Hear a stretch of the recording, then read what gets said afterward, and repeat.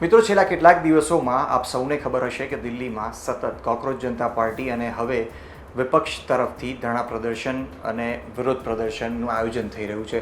ખાસ કરીને શિક્ષણ મંત્રી ધર્મેન્દ્ર પ્રધાનનું રાજીનામું માગવામાં આવી રહ્યું છે અને આ વાતને લઈને હવે ન માત્ર દિલ્હી પરંતુ ગુજરાત સમેત દેશના અલગ અલગ ભાગમાં વિરોધ પ્રદર્શન થતા જોવા મળી રહ્યા છે.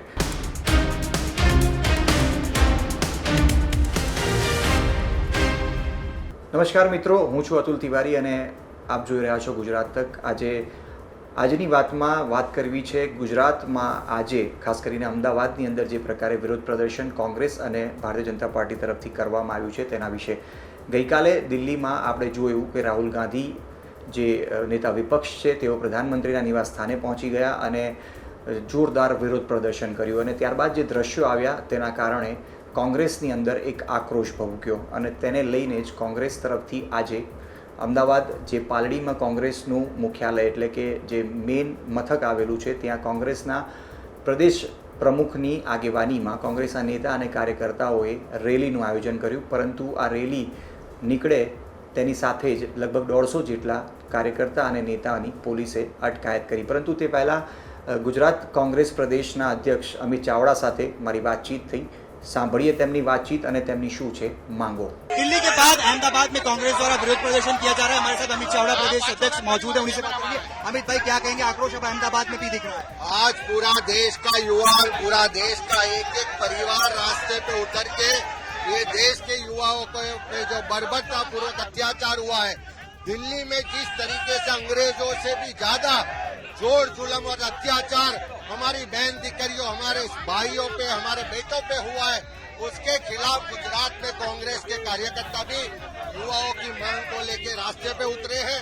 जिस तरीके से कल राहुल गांधी पे अत्याचार किया गया, उनको अरेस्ट किया गया, उन पे भी बर्बरता की गई, प्रियंका जी के साथ बदसलूकी हुई, इस वजह से मोदी और शाह को ये देश के लोगों की माफी मांगनी पड़ेगी.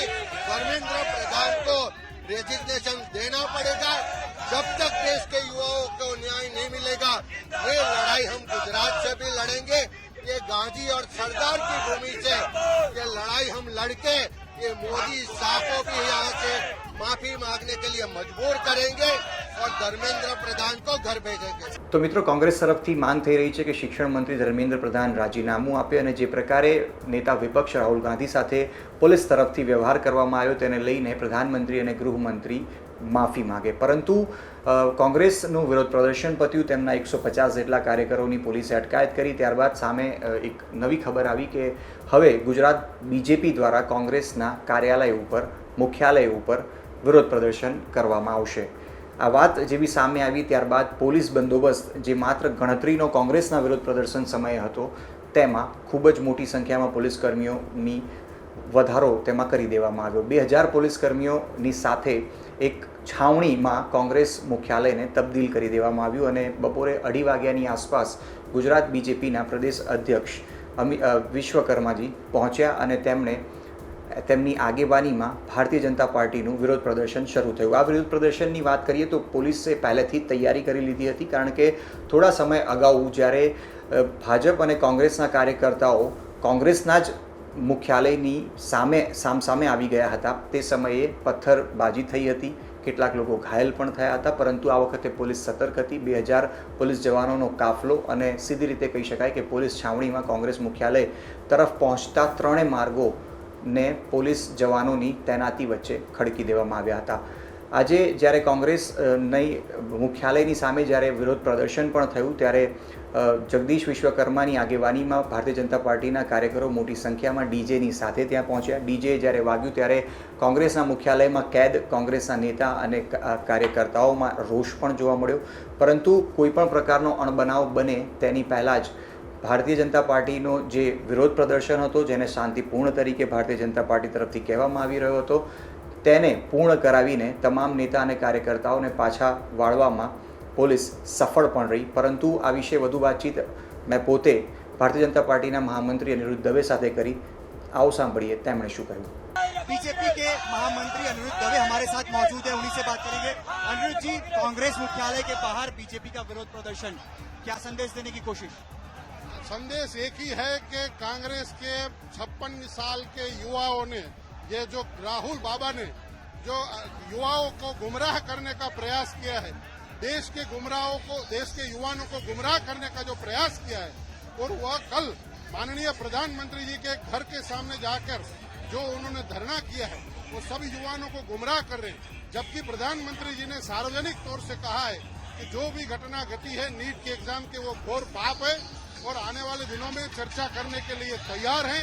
फिर भी राहुल गांधी ने पूरे देश में अराजकता फैलाने का, और उसके साथ ही जो इंडिका वाले हैं उन्होंने अराजकता करने का प्रयास किया है। उसके सामने बाबा साहब के बनाए हुए संविधान को लेकर हम लोकतांत्रिक स्वरूप से कांग्रेस के मुख्यालय के सामने धरना प्रदर्शन करने के लिए हमारे प्रदेश अध्यक्ष माननीय जगदीश विश्वकर्मा जी के साथ में पूरे युवा कार्यकर्ता और अहमदाबाद के सभी कार्यकर्ता यहाँ जुड़े हुए हैं। कांग्रेस के अध्यक्ष ने आज सुबह भी यहाँ पे विरोध प्रदर्शन किया था और धर्मेंद्र प्रधान का इस्तीफा मांगा है। साथ ही में कहा है जिस प्रकार से कल नेता विपक्ष के साथ व्यवहार पुलिस कर्मियों द्वारा दिल्ली में किया गया, उसके चलते प्रधानमंत्री और गृहमंत्री माफी मांगी। ये गलत बात है, क्योंकि कल जो भी धरना प्रदर्शन किया उन्होंने कानून को अपने हाथ में लिया है। कानून अगर आप हाथ में लोगे तो कानून का काम करेगा।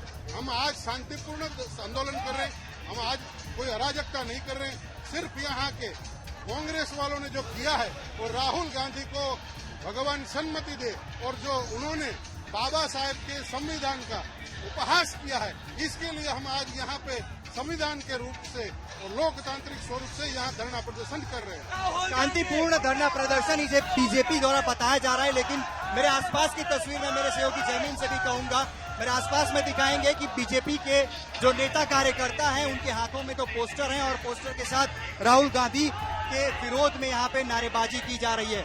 जगदीश विश्वकर्मा जो कि बीजेपी के प्रदेश अध्यक्ष हैं, उनकी अगुवाई के अंदर ये पूरा विरोध प्रदर्शन हो रहा है। सामने की तरफ की तस्वीरें देख पा रहे हैं जो कि राजीव गांधी भवन, जो कि गुजरात कांग्रेस का प्रदेश मुख्यालय है, और इसी के बिल्कुल सामने पुलिस कर्मियों की भारी तैनाती के बीच बीजेपी के कार्यकर्ता फिलहाल कांग्रेस और खास करके राहुल गांधी के विरुद्ध में नारेबाजी कर रहे हैं। और बीजेपी की तरफ से एक ही बात कही जा रही है कि ये शांतिपूर्ण विरोध प्रदर्शन है। कल विपक्ष नेता राहुल गांधी ने कानून अपने हाथ में लिया था, जिसके खिलाफ ये प्रदर्शन किया जा रहा है। कैमरा पर्सन जयमीन व्यास સાથે અતુલ તિવારી, આજ તક, અહેમદાબાદ। તો મિત્રો, આ જ પ્રકારની ખબર માટે જોતા રહો ગુજરાત તક।